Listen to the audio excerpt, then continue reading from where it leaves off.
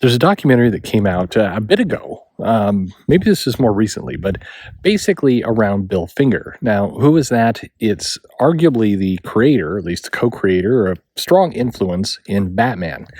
And this opened up a whole new can of worms around Bob Kane and Bill Finger and who actually created Batman and how characters get, quote unquote, stolen in terms of credit. And what can be done about it?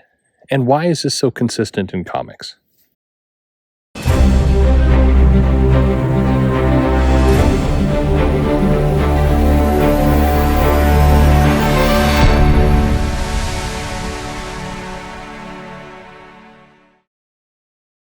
Hey everybody, this is Perch. There's a truism about comics that if you work in them, you have a couple different routes. You can go the indie route, build it up yourself, but you're definitely climbing uphill. It's a lot more work. You've got to do your own marketing, got to do your own promotion, and you can't backdraft after the fact that this character has existed for decades and decades. Or you can take the route of trying to go corporate, where you work for one of the big two, you get to work on characters that are known around the world over, you build your reputation, you have to do a lot less in terms of, fighting for attention. But on the other hand, you don't get to keep anything that you make. It all goes to the big companies. You're being contracted to do a job. This dynamic kind of bounces back and forth within comics. And there's a lot of people have very passionate feelings about it. But there's also a certain reality. And that reality is simply, if you want a safer gig, sort of, you go work for the big two. You take their money, you work on those characters, you use it to build a name for yourself, and then once you're at a certain level, you bounce off, you develop your own property, you get to keep all the money, do it yourself. That's the route that a lot of people know. And when Image came out, they kind of underscored and highlighted that idea that creators should keep what they make. Except it's not that simple, because if you're going to make anything and you're going to use somebody else's help, then you're going to have other people who are taking part of that pie. And so even Image, you could take your character there, but there's plenty of creators who have come out of Image pretty disappointed in what they got. Limited marketing, limited press, and basically having to pay for some of those services. It's not like a commune where you just get to come in, do whatever you want, take all the money, and then leave whatever you want. It's not like that. You still have to pay somebody. Well, the Bob Kane, Bill Finger situation is an interesting one because basically, of the two men, Bill Finger, by all accounts, was more introverted, kind of a classic creator type artist, had a lack of interest in a lot of the legalities and the hype and the promotion, which is common with a lot of artists and creators. Bob Kane, on the other hand, had a lawyer father. He was very much a showman. It was very similar to Stan Lee. Had that kind of larger-than-life personality and really tried to pursue that.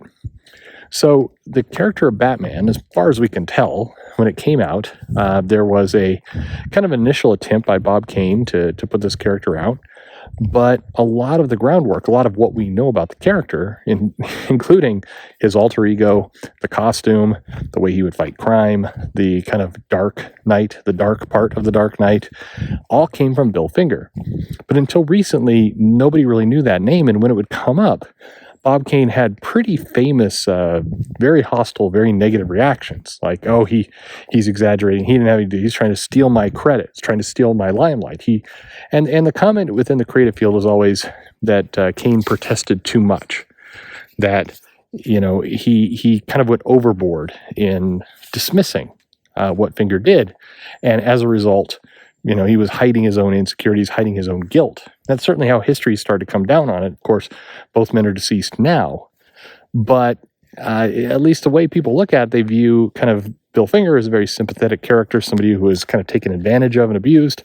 Bob Kane is kind of the shyster, if you will, the person who pulled the wool over people's eyes. But their story is not uncommon. You hear very similar complaints about Stan Lee and Jack Kirby, about certain things Steve Ditko did. You had a lot of these kinds of dynamics where in a pairing of creatives, usually a writer and an artist, but sometimes a promoter and a creator, different relationships, you would hear, one of the two would quickly rise to the top. One of the two would be very vocal about their contributions, their importance to the title. The other one would kind of fade into the shadows and be a little bit more quiet about it. And in comics, especially when you're working for the big two, humility seems to not be a trait that really works out for anyone. The industry tends to reward people that are bigger, louder, more upfront and overt about their contributions, whether they're true or not true. And you see this today, even with some of the creators who are, in many cases, the most obnoxious. I mean, forget about all the social stuff and how people behave on social media and so on. The creators that are, in some cases, the most obnoxious are the ones that are getting a lot of the credit. But with any creation, it was probably a team effort. Very, very rarely do you have a single creator doing it all. It happens, but it's rare. You typically have a team. And of that team, one person always seems to benefit more than the other, and it tends to be the louder one. It tends to be the for lack of a better word, the more obnoxious one. I'm not sure why comics really perpetuates this or why it's so common there, other than you probably have a greater number of people who tend to be kind of introverts in the industry. I think that's just more common.